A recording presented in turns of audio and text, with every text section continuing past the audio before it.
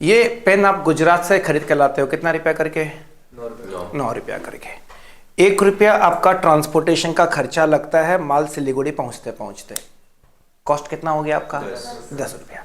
अगर आपको कोई भी पूछे कि आपका कॉस्ट कितना है, आप 9 बोलोगे या 10 बोलोगे? ये पेन अब आप 13 रुपया करके बेच रहे हो। कितना रुपया करके बेच रहे हो? 13 रुपया। ध्यान देना, 9 रुपया आपका खरीद दाम था, परचेज प्राइस। 1 रुपया ट्रांसपोर्ट का खर्चा आपने ऐड कर दिया, आपका कॉस्ट कितना हो गया? 10 रुपया। आप इसको कितने रुपए करके बेच रहे हो? 13 रुपया करके बेच रहे हो। कितने रुपए का प्रॉफिट कमा रहे हो? 3 रुपए का प्रॉफिट कमा रहे हो। मैंने बोला था ये वो प्रॉफिट है जो दुनिया को दिखाई देता है। दुनिया अगर आपका प्रॉफिट जोड़ेगी तो ये 3 रुपया मानेगी कि तुम एक पेन बेच के कितना रुपया कमा रहे हो? 3 रुपया कमा रहे हो। आपने इस साल 10 लाख यूनिट सेल किया, आपका प्रॉफिट कितने का? 30 लाख रुपए का। याद करिए, फिर हमने बात की थी ये 30 लाख रुपए का प्रॉफिट वो प्रॉफिट नहीं है जो आप घर ले जा पाओगे। क्यों? ये प्रॉफिट निकालने के लिए आपने केवल 2 ही कॉस्ट को कंसीडर किया है। एक तो इसका परचेज प्राइस और दूसरा ट्रांसपोर्टेशन कॉस्ट। ट्रांसपोर्टेशन कॉस्ट यहां पे मेरा एग्जांपल है, हम आगे जाके समझेंगे। This is termed as direct cost. This is known as direct cost. Direct cost का मतलब होता है, हम एक वर्ड यूज करते हैं लैंडिंग कॉस्ट, मतलब जब तक माल तेरे गोडाउन में ना आ जाए तब तक का सारा खर्चा डायरेक्ट कॉस्ट है। तो डायरेक्ट कॉस्ट में बेसिकली 2 चीज लेते हैं, माल की कीमत plus carriage inward, transportation in relation to purchases, transportation in relation to purchases. लेकिन क्या हम इस 30 लाख के प्रॉफिट को घर ले जा पाएंगे? नहीं सर, ये 30 लाख रुपए को हम नामकरण करते हैं ग्रॉस प्रॉफिट। क्या नाम देते हैं इसको हम? सर देखिए, ये तो प्रॉफिट हमारी ग्रॉस प्रॉफिट है। क्यों? बिजनेस करने के और भी बहुत सारे खर्चे हैं, वो खर्चे आप कहां से रिकवर करोगे? इस प्रॉफिट से रिकवर करोगे। एग्री करिए। आइए कुछ खर्चों की बात करते हैं। आप क्या ये रास्ते में फुटपाथ में बैठ के बेच रहे हो क्या? आपका शॉप है या ऑफिस है, गोडाउन है, गोडाउन का रेंट लग रहा होगा, ऑफिस का रेंट लग रहा होगा, स्टाफ्स होंगे क्या, उनका सैलरी लग रहा होगा, स्टेशनरी लग रहा होगा, travelling, transportation, refreshment, electricity bill, water bill, internet bill, ये सारे खर्चे लग रहे होंगे। ये सारा पैसा कहां से रिकवर करोगे? इसी प्रॉफिट से रिकवर करोगे। ये जो खर्चा जो मैं भी एग्जांपल में ले रहा हूं, मान लो ये खर्चा हमारा 19 लाख रुपए का है सालाना। कितने का है? तो सही मायने में प्रोप्राइटर ने कितना कमाया? इसी को हम बोलते हैं नेट प्रॉफिट। क्या बोलते हैं? ये मैं कल का रिकैपिचुलेशन आपको करवा रहा हूं, उसके बाद हम आज डिटेल में क्या चीज के बारे में बात करेंगे। आज हमारा पूरा फोकस शिफ्ट हो जाएगा ट्रेडिंग अकाउंट पे। कहां शिफ्ट हो जाएगा? तो पहले शॉर्ट में बात करते हैं। हाँ सर, कल आपने बताया था कि फाइनल अकाउंट्स हम 2 पार्ट में बनाते हैं, इनकम स्टेटमेंट जिसका नाम है ट्रेडिंग एंड पीएल अकाउंट, और दूसरा हमने सीखा था पोजीशन स्टेटमेंट जिसका नाम है balance sheet. Assets, liabilities, capital balance sheet में चला जाता है। Income oblique revenue and expenses oblique losses trading and PL account में आता है। ट्रेडिंग अकाउंट से हमें क्या मिलता है? जीपी, और पीएल अकाउंट से हमें क्या मिलता है? NP. Net profit is the profit which generally belongs to the owner, proprietor. इसीलिए नेट प्रॉफिट कहां पे ट्रांसफर हो जाता है? कैपिटल अकाउंट में ट्रांसफर हो जाता है। तो अल्टीमेटली ट्रेडिंग पीएल का net effect is getting transfer to the balance sheet. यहां तक की हमने बात की थी। आज हम समझते हैं ट्रेडिंग अकाउंट का कंसेप्ट इन डिटेल, जो कि हमें जीपी निकालने में हेल्प करता है। मैं एक सेंटेंस बोल रहा हूं, आप इसका जवाब देना। मैं बोलता हूं, बेटा मैंने इस साल ना जो सेल किया है, जो माल बेचा है, मेरा जो सेल्स है वो 30 लाख रुपए का है। कितने का है? और मान लो कोई डायरेक्ट एक्सपेंसेस नहीं है, मतलब कैरेज वेरेज ट्रांसपोर्टेशन का कोई भी खर्चा नहीं है।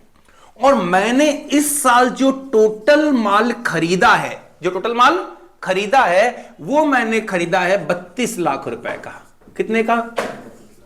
पहला सवाल, इस साल मेरा प्रॉफिट हुआ या लॉस? लॉस। कितने का लॉस? 2 लाख का लॉस। क्यों? क्योंकि सेल्स 30 लाख का है और परचेज 32 लाख रुपए का है। बस यही काम नहीं करना है। मैं एक सेंटेंस बोल रहा हूं, सुनना। हम जनरली क्या करते हैं? कितने में बेचा, ये रहा, कितने में बेचा माइनस कितने का खरीदा। सुनना बीच में नहीं। कितने में बेचा माइनस कितने का खरीदा इज इक्वल्स टू जीपी। जनरली हम ये करते हैं, आपने अभी कर भी दिया। आपने क्या कर दिया? कितने में बेचा माइनस कितने का खरीदा। गलत वर्ड को रेक्टिफाई करेंगे। कितने में बेचा, बोलो कितने माइनस कितने का बेचा, बोलो कितने में बेचा माइनस कितने का बेचा। दोनों सेंटेंस में फर्क समझना। यह सेंटेंस बोलता है GP is equals to sales minus purchases. Wrong formula. कितने में बेचा माइनस कितने का खरीदा, wrong formula. GP is sales minus cost of goods sold. समझना, कॉस्ट ऑफ गुड्स सोल्ड को हिंदी में बोलो कितने का माल बेचा। कितने में बेचा माइनस कितने का माल बेचा। समझना, मान लो ये मेरा फर्स्ट ईयर ऑफ बिजनेस है, this is my first year of business. बेटा मैंने टोटल सेल कितने का किया? 30 लाख का। टोटल परचेस कितने का किया? 32 लाख का। जरूरी है क्या जितना माल मैंने खरीदा वो पूरा का पूरा बेच दिया? अगर पूरा का पूरा बेच दूंगा तो साल के last day my closing stock will be 0, which is generally practically वो चीज पॉसिबल नहीं है। अब कृष्ण अगर मैं आपको बोलूं कि ये 32 लाख रुपए में से साल के लास्ट डे 8 लाख रुपए का माल मेरे गोडाउन में पड़ा है, 8 लाख रुपए का माल मेरे गोडाउन में। बेटा अगर 8 लाख का माल गोडाउन में पड़ा है और आपने टोटल माल कितने का खरीदा था? 32 लाख का, तो कितने का माल बेचा? 24 लाख का। फिर से सवाल सुनना, अब बताओ 24 का 30 में बेचा या 32 का 30 में बेचा? फिर से 24 का 30 में बेचा या 32 का 30 में बेचा? 6 लाख का प्रॉफिट या 2 लाख का लॉस? ये फॉर्मूला क्या दे रहा था? 2 लाख का लॉस। ये फॉर्मूला क्या दे रहा है?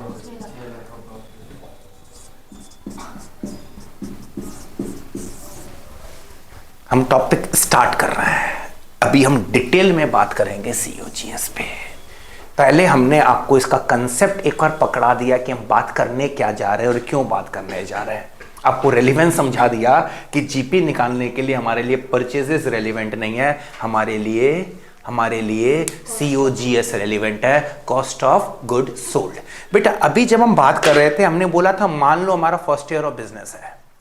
फर्स्ट ईयर ऑफ बिजनेस है तो ओपनिंग स्टॉक नहीं होगा।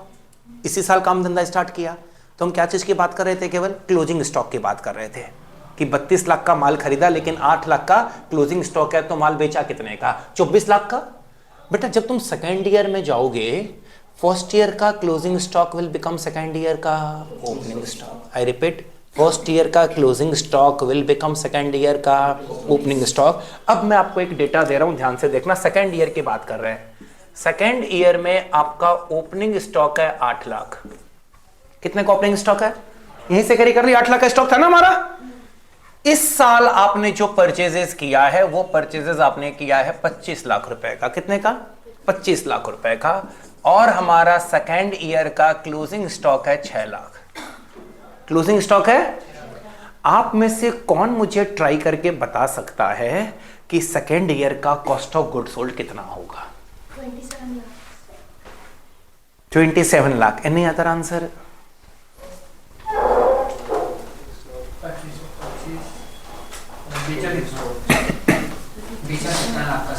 हाँ, सीओजीएस बता दीजिए, सीओजीएस कितना है? आपने कहा 27 लाख, ठीक है। Any other answer? बेटा फर्स्ट ईयर का closing has become second year का ओपनिंग।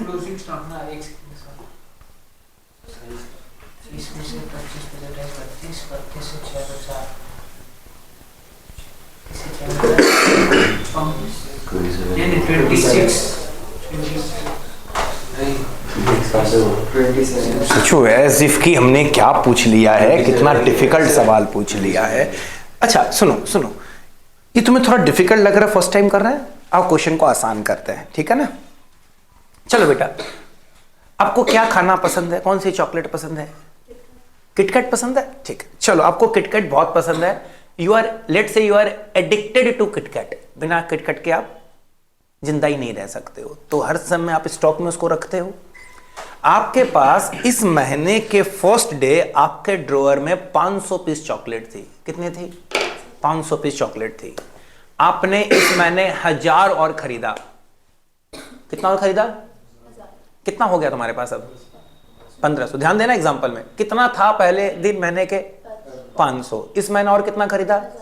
1000 खरीदा। कितना हो गया? महीने के आखिरी दिन जब तुमने गिनती किया तो 700 बचा हुआ है। कितना बचा हुआ है? तो आप कितनी चॉकलेट्स खा गए?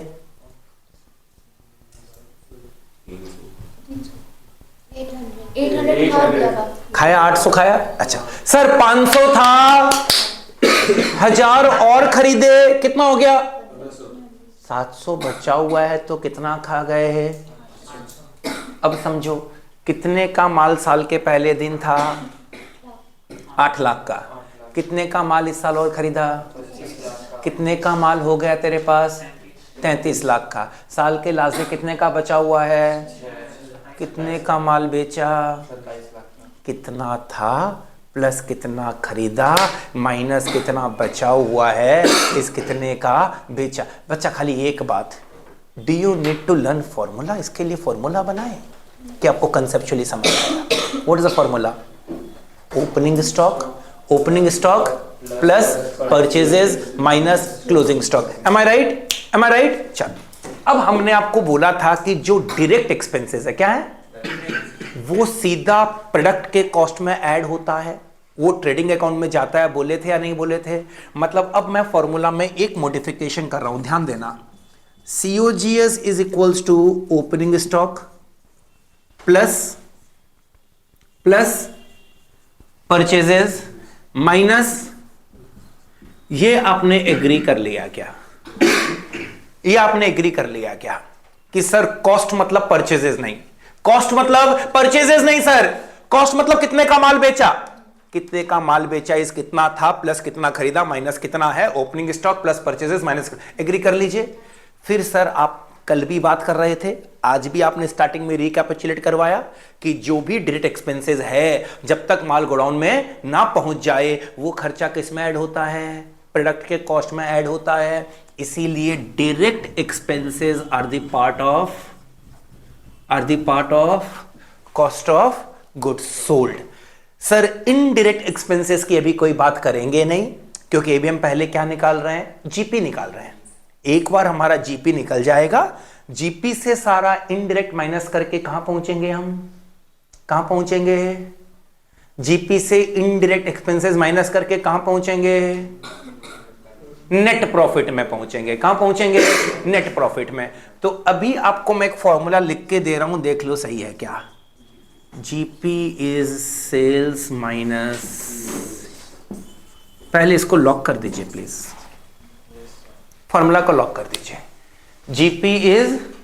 GP is sales minus COGS। Agree कर लीजिए। हमको ट्रेडिंग अकाउंट रट्टा मारा हुआ नहीं पोसाएगा, फॉर्मूला रट्टा मारा हुआ नहीं पोसाएगा। ये क्लैरिटी अगर नहीं है, आप अकाउंट्स में जिंदगी भर सफर करोगे। ट्रेडिंग अकाउंट अगर नहीं समझ आएगा तो all throughout your life, जब तक आप अकाउंट्स करोगे। क्लियर? GP sales minus. अब एक चीज क्लियर कर दो, एकदम सिंपल क्लैरिफिकेशन, आप एग्री करोगे। पूरे डिस्कशन में जहां भी मैं वर्ड सेल्स यूज करूंगा, इंप्लाइड है सेल्स का मतलब नेट सेल्स। सेल्स का मतलब, बेटा मैंने 50 लाख का माल बेचा और कस्टमर ने 2 लाख का माल वापस कर दिया, तो सही मायने में सेल्स 50 लाख है या 48 लाख है? 48 लाख है। तो सेल्स लेते समय 50 लेना चाहिए या 48 लेना चाहिए? मतलब सेल्स का मतलब होता है net sales. Sales is to be interpreted as, मतलब कहीं भी सेल्स रिटर्न दे दे, क्या दे दे? तो सेल्स माइनस सेल्स रिटर्न करके क्या निकाल लीजिएगा? नेट सेल्स, क्योंकि सही मायने में रिटर्न माइनस करने के बाद ही सेल्स निकलेगा। एग्री करिए। Wherever I use the word purchases unless otherwise mentioned, purchases का मतलब क्या समझेंगे? Net purchases. मैंने 30 लाख का माल खरीदा लेकिन 5 लाख का माल मैंने सप्लायर को रिटर्न कर दिया, तो सही मायने में कितने का माल खरीदा? 25 लाख का। तो परचेजेस 25 लेना चाहिए या 30 लेना चाहिए? 25 लेना चाहिए। तो ये चीज हम नोट कर लेंगे। Sales is to be interpreted as net sales, purchases is to be interpreted as net purchases. अब आपको डेबिट क्रेडिट समझ आता है? एकदम समझ आता है? आपने रूल्स ऑफ डेबिट क्रेडिट किया? चलो एक सवाल, expenses are to be debited, revenue is to be credited, और प्रॉफिट का नेचर क्या होता है? क्रेडिट होता है। वेरी गुड, समझते हो? चलो हम एक ट्रेडिंग अकाउंट बनाएंगे और देखते हैं कैसे हंसते खेलते आराम से ट्रेडिंग अकाउंट बन जाता है। ट्रेडिंग अकाउंट का ये डेबिट साइड है। कौन सा साइड है बेटा? Debit side. और ये है ट्रेडिंग अकाउंट का क्रेडिट साइड। बेटा क्रेडिट साइड में रेवेन्यू आएगा, कितने का माल बेचा, क्या आएगा? रेवेन्यू। और इधर क्या आएगा? कॉस्ट। कॉस्ट का नेचर क्या होता है? डेबिट। तो कॉस्ट कौन सी साइड में आएगा? रेवेन्यू का नेचर क्या होता है? क्रेडिट। तो रेवेन्यू कौन सी साइड में आएगा? अब नॉर्मल रूल हम जानते हैं, अगर रेवेन्यू कॉस्ट से बड़ा हुआ तो डिफरेंस इज प्रॉफिट। कॉस्ट अगर रेवेन्यू से बड़ा हुआ तो, रिपीट कर लीजिए, अगर रेवेन्यू कॉस्ट से बड़ा हुआ तो, कॉस्ट अगर रेवेन्यू से बड़ा हो जाए तो, अच्छा क्रेडिट साइड अगर बड़ा हो मतलब रेवेन्यू बड़ा है। आपको पता है लेजर बनाते समय बैलेंसिंग फिगर हमेशा ऑपोजिट साइड पे आता है। बैलेंसिंग फिगर अगर डेबिट में आए मतलब पक्की बात है क्रेडिट बड़ा है, क्रेडिट बड़ा है मतलब प्रॉफिट है, इसलिए जीपी आएगा तो डेबिट साइड में आएगा। एग्री करिए, एग्री करिए। अगर कॉस्ट बड़ा हुआ तो बैलेंसिंग फिगर इस साइड आएगा, इधर आया मतलब कॉस्ट बड़ा है मतलब लॉस है, इधर बैलेंसिंग फिगर आ जाए तो वो क्या होगा? Gross loss. इधर बैलेंसिंग फिगर आए तो वो होगा, हम जानते हैं उल्टा साइड में आएगा। डेबिट में आए तो क्रेडिट बड़ा है प्रॉफिट है, क्रेडिट में आए तो डेबिट बड़ा है लॉस है। अब देखिए मैं आपको एकदम भी परेशान नहीं करूंगा। क्रेडिट साइड में क्या आएगा? एग्री कर लीजिए, सेल्स। डेबिट साइड में क्या आएगा? कॉस्ट। कॉस्ट मतलब सीओजीएस। कॉस्ट मतलब सीओजीएस मतलब क्या क्या आएगा? चलो पहले ओपनिंग स्टॉक लिख देते हैं। Opening stock, very good. याद करिए फॉर्मूला क्या था? ओपनिंग स्टॉक प्लस, प्लस मतलब होता है सेम साइड, प्लस मतलब कॉस्ट और बढ़ेगा,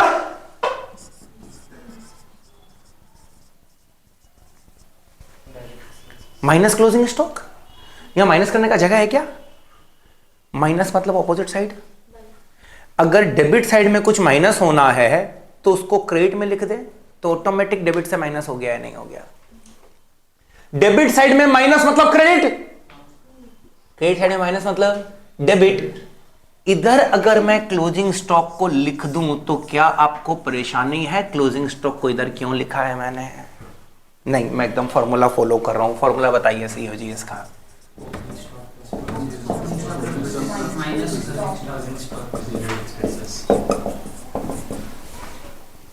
ओपनिंग स्टॉक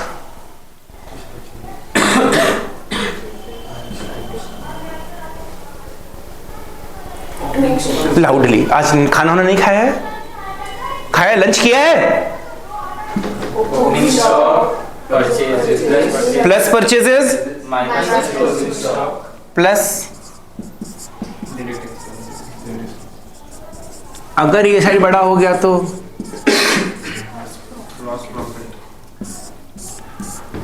ट्रेडिंग अकाउंट खत्म।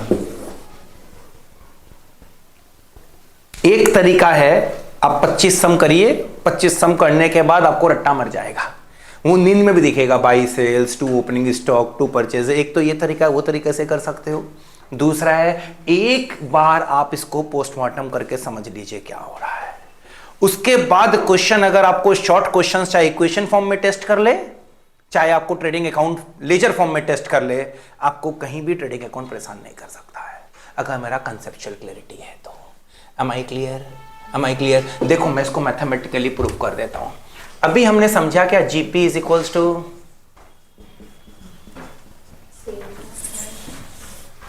राइट? चलिए इसको एक्सपांड करिए।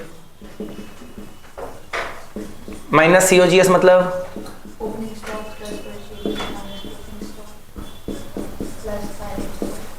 एग्री करिए।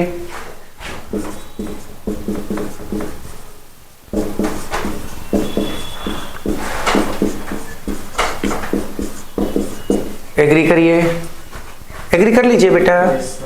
हाँ है ना। अब इसको नेगेटिव को उधर ले जाइए तो ओपनिंग स्टॉक परचेज उधर चला जाएगा, डायरेक्ट एक्सपेंसेस उधर चला जाएगा, इधर क्या क्या बचा, जीपी तो इधर था ही पहले से, है ना। चेक कर लीजिए यही ट्रेडिंग अकाउंट है क्या। एक तरफ sales and closing stock, check कर लीजिए, एक तरफ GP opening stock purchases expenses. क्योंकि यहां से 1 मार्क्स 2 मार्क्स 3 मार्क्स क्वेश्चन आपको आ सकते हैं इक्वेशन फॉर्मेट में कि सीओजीएस इतना है, सीओजीएस निकालो या जीपी निकालो या सेल्स निकालो। सेल्स सीओजीएस और जीपी के रिलेशनशिप को अच्छे से याद रखिएगा। GP is sales minus COGS. ये बताने के बाद क्या ये बताना पड़ेगा sales is COGS plus GP and COGS is equals to sales minus GP. Am I clear? Am I clear? पक्का? कॉपी करना है कर लो, फिर आगे हम एक बात को डिटेल में समझना पड़ेगा और हमें अभी।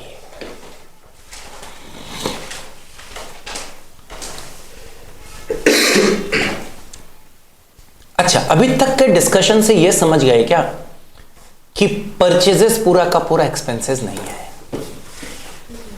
जब हम जर्नल सीखते थे तो हमने आपको सिखा दिया था कि परचेजेस एक्सपेंस होता है and expenses are to be debited. Agree करिए? लेकिन याद करिए हमने स्टॉक की भी बात की थी कि stock is asset. Stock is a stock क्या है? वो माल जो आपने खरीदा और नहीं बिका, गोडाउन में पड़ा है, वही तो स्टॉक है।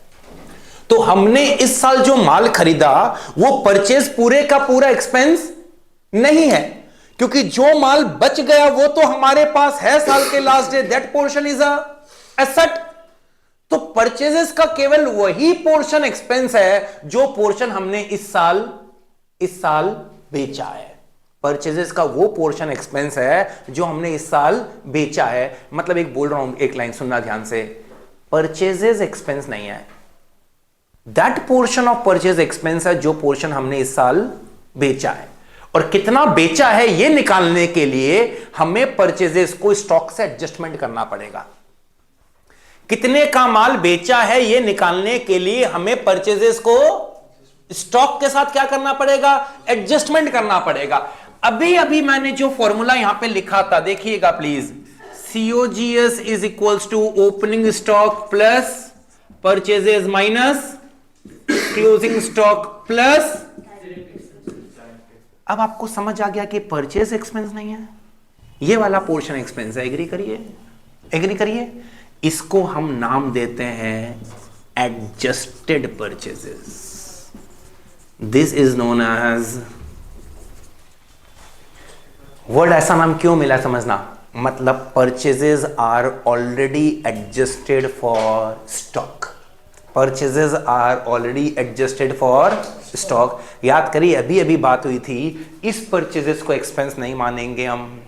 सही मायने में परचेजेस एक्सपेंस नहीं है, सही मायने में एडजस्टेड परचेजेस हमारा एक्सपेंस है। एग्री करिए? क्लोजिंग स्टॉक तो परचेजेस से निकलेगा। बेटा तेरा फर्स्ट ईयर है बिजनेस का, 30 लाख का माल खरीदा, 5 लाख का माल गोडाउन में पड़ा है, तो 5 लाख ये 30 लाख के भीतर ही प्रेजेंट है या नहीं है? अब जब 5 लाख को अलग कर दिया, 5 लाख तो एसेट बन के कहां चला गया? बैलेंस शीट में। और 25 लाख एक्सपेंस बन के कहां चला गया? ट्रेडिंग अकाउंट में। फिर से समझ, माल खरीदा 30 लाख का, 5 लाख का माल बचा हुआ पड़ा है, ये एसेट का नाम ले लेगा, कहां चला गया? बैलेंस शीट में। ये 25 लाख का माल बेच दिया, ये 25 लाख कहां चला जाएगा? ट्रेडिंग में। एग्री कर, ट्रेडिंग में 30 नहीं जाना चाहिए था। कितना जाना चाहिए था? 25। चेक करना, तू इधर तो 30 लिखेगा परचेजेस में, लेकिन क्लोजिंग को 5 माइनस कर देगा तो अल्टीमेटली कितना गया? 25 गया। Opening stock plus purchases minus closing stock is known as adjusted purchases. उसमें डायरेक्ट एक्सपेंसेस ऐड कर दे तो वो क्या बन जाता है, COGS। अगर डायरेक्ट एक्सपेंसेस क्वेश्चन में ना दे तो adjusted purchases itself is COGS। Am I clear children? Am I clear children? अब एक बात और समझना, जनरली जब हम प्रॉफिट बोलते हैं तो profit is expressed in terms of percentage. Do you agree with me? Generally profits are expressed in terms of percentage. तो अगर मैं बोलूं जीपी मेरा 20% है, my gross profit is 20%। 20% of what? क्या चीज का 20%? If I say GP is 20%, 20% of what? 20% of, भले तुक्का हमारा सही तो बोला, 20% ऑफ, मतलब ध्यान रखना GP percentage is equals to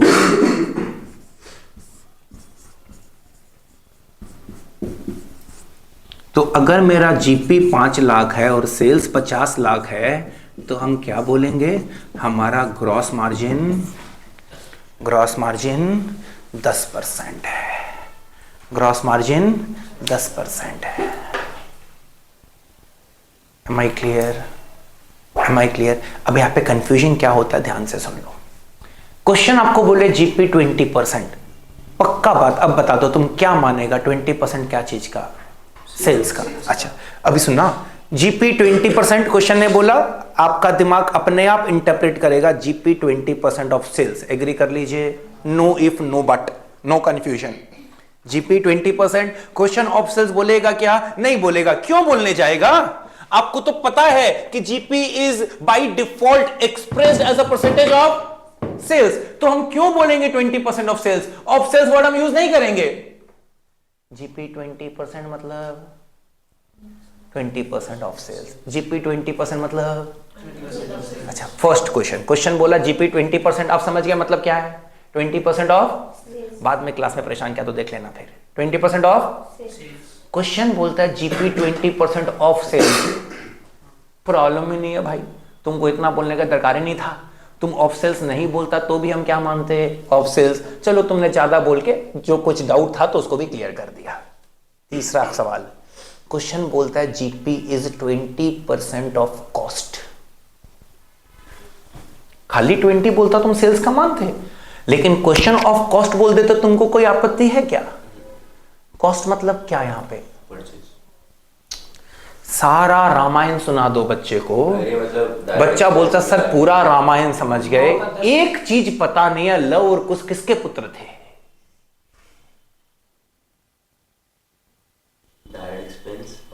cost मतलब वन वर्ड आंसर बताइए, COGS। परचेजेस को कॉस्ट बोलना ही पाप है, एकदम नहीं, और ये 10 मिनट के डिस्कशन के बाद तो एकदम भी नहीं। तो क्वेश्चन बोले 20% ऑफ कॉस्ट, तो कॉस्ट का इंटरप्रिटेशन COGS। तैयार हैं? सवाल पूछे एक दो तो। हमने आपको बोला बेटा सेल्स 5 लाख है, कितना है, और मैं बोलता हूं जीपी 20% है, जीपी कितना है बता दो। 10 लाख, 5 लाख, 1 लाख। भांग खा के आया है क्या आज? अरे अभी तो बोला सेल्स का 20%। हाँ तो 10 लाख, 5 लाख का 20% 10 लाख, 1 लाख। 1 लाख कितना, कैसे निकाल लिया आपने?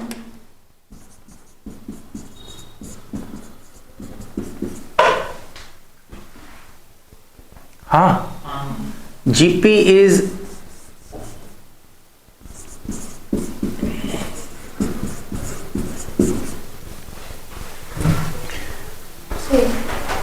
20% of cost. GP is 20% of cost. बताइए जीपी कितना, अब बताइए जीपी कितना?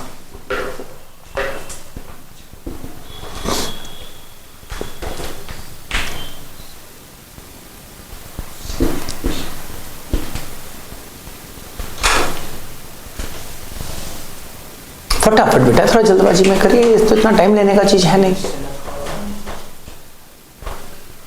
कॉस्ट तो दो।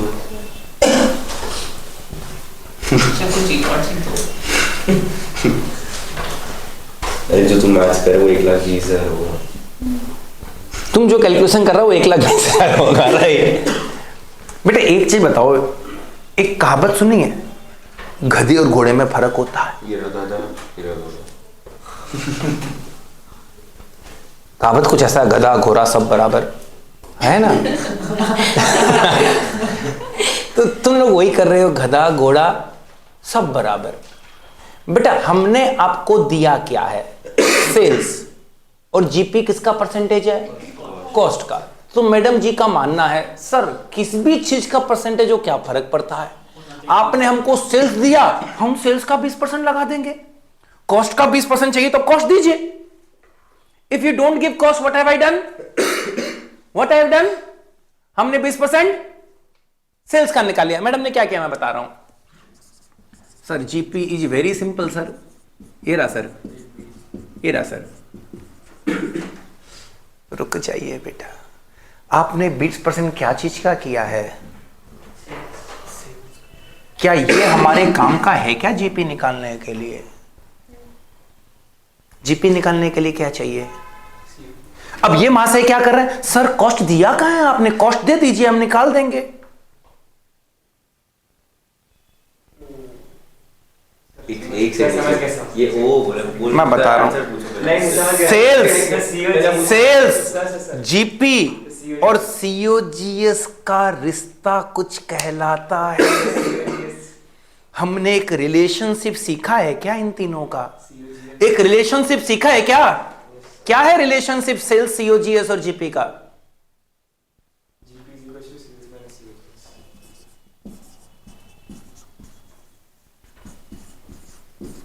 अभी देखो इसको भी भूल गए, जीपी इज इक्वल्स टू, ये रिश्ता याद था या नहीं था। हमको अगर क्वेश्चन ने सीओजीएस नहीं दिया लेकिन जीपी को किससे लिंक किया, सीओजीएस से, लेकिन अगर मेरे पास सेल्स है और जीपी का कोई भी इंफॉर्मेशन है, इसको ढूंढा जा सकता है। मैं पहले ट्रिक्स में नहीं जाके एक सिंपल मेथड में जाता हूं जो आपको पक्का समझ आना चाहिए। जैसे आप आज तक मैथ्स करते आए हो, क्लास 9 से 10 तक तो मैथ्स किया है ना, उस तरीके से करता हूं। मैं पहले ये इक्वेशन लिख लूंगा, ठीक है ना। मैं मेरे को अकाउंट्स बहुत अच्छे से नहीं आता है, मैं भी अभी सीख रहा हूं, तो मैं बहुत ज्यादा इधर उधर की बातें नहीं करूंगा। I will keep things very simple. मैं पहले इक्वेशन लिख लूंगा। अब बताओ जीपी किसका परसेंटेज है, कॉस्ट का। कॉस्ट तो मेरे पास नहीं है, तो हम कॉस्ट को क्या ले लेंगे, एक्स ले लेंगे। कॉस्ट अगर एक्स है तो जीपी 20% ऑफ एक्स, कॉस्ट अगर एक्स है तो जीपी, सेल्स आपको दे दिया,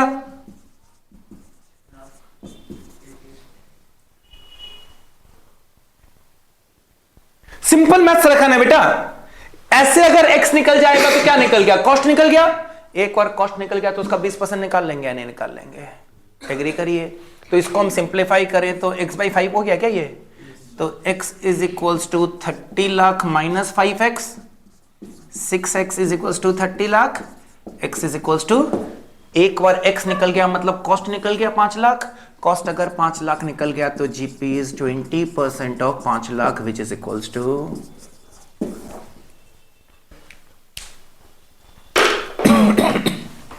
क्रॉस चेक कर लो, कॉस्ट 5 लाख है, जीपी 1 लाख है, सेल्स 6 लाख है। बेटा ऐसे कभी भी क्वेश्चन घुमा दे, ये मेथड रिकमेंडेड नहीं है, लेकिन पहले ऐसे सीखो। क्यों रिकमेंडेड नहीं है, ये मेथड में बहुत टाइम लगता है।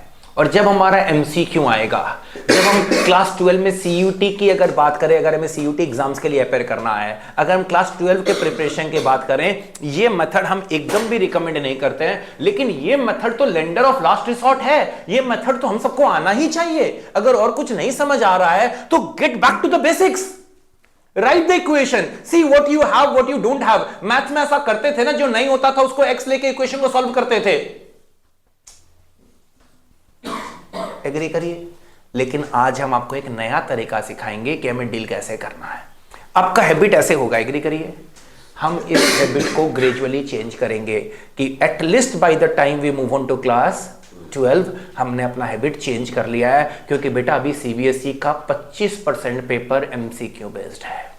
और जब हम एमसीक्यू की बात करते हैं, एमसीक्यू में बच्चा गलत कहां पे चला जाता है, बच्चा ये सोचता है हमको खाली सॉल्व करके आंसर निकालना है, और बच्चा आंसर निकाल के बहुत खुश भी होता है। लेकिन ये मत भूलिए क्वेश्चन मार्क्स कितना कैरी कर रहा है। एक, आपको खाली आंसर निकालना नहीं है, बहुत जल्दी आंसर निकालना है, नहीं तो आप पेपर कंप्लीट नहीं कर पाओगे, आपका स्पीड बढ़ाना पड़ेगा। एक एक रूल समझना, जिस भी चीज का आपको परसेंटेज बोले उसको 100 ले लो। सुनो, बेस 100 लेने से क्या फायदा है, परसेंटेज इजीली निकल जाएगा। मैं इसको बोलता हूं बेटा 535 का 15% बोलो, सोचने लग गया। 100 का 15% बोलो 15, 100 का 16% बोलो, 100 का 17.5% बोलो, कोई भी बता देगा, कोई भी परसेंटेज हो। इसीलिए हम क्या करते हैं, बेस को 100 लेते हैं, क्योंकि बेस अगर 100 है तो कोई भी परसेंटेज निकल जाएगा। यहां पे जीपी किस चीज का परसेंटेज है, कॉस्ट का, तो हम क्या करेंगे, कॉस्ट को 100 ले लेंगे। अगर कॉस्ट 100 है तो जीपी कितना, अगर कॉस्ट 100 है और जीपी 20 है तो सेल्स कितना,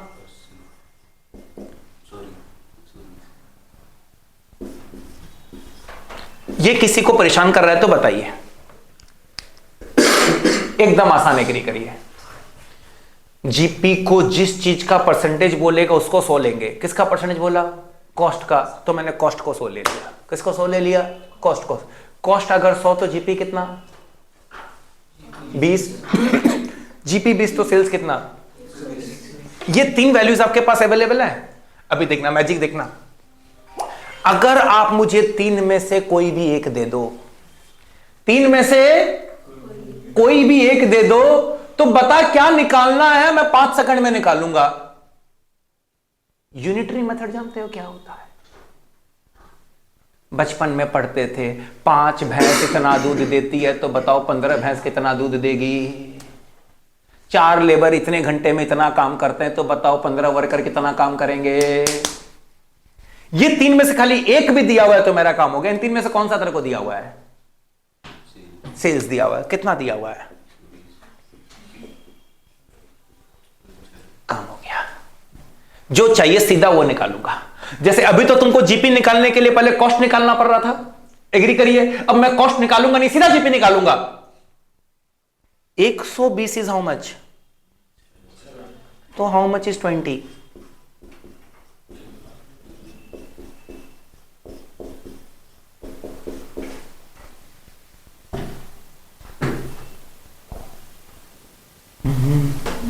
तुम सेल्स निकालने बोलते तो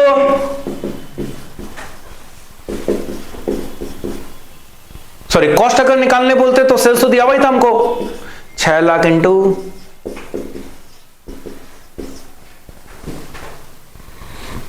देखो क्या किया है। If 120 is 6 lakh, how much is 1, how much is 20,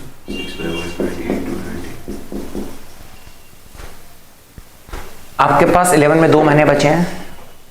ये जो मैं बेस की बात कर रहा हूं, 100 को बेस पकड़ने का सिस्टम, इसमें जितनी जल्दी कंफर्टेबल हो जाएंगे उतना अच्छा है, क्योंकि ये जीपी और सेल्स की बात नहीं होगी 12 में, बहुत ज्यादा रेशियो में थोड़ी बहुत बातें होंगी, हाँ है ना।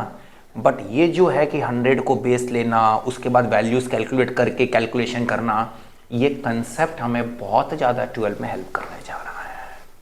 इसीलिए आज के बाद हम जब घर में प्रैक्टिस कर रहे हैं, हम एक्स लेके नहीं कर रहे हैं चीजों को, हम इस कंसेप्ट से कर रहे हैं।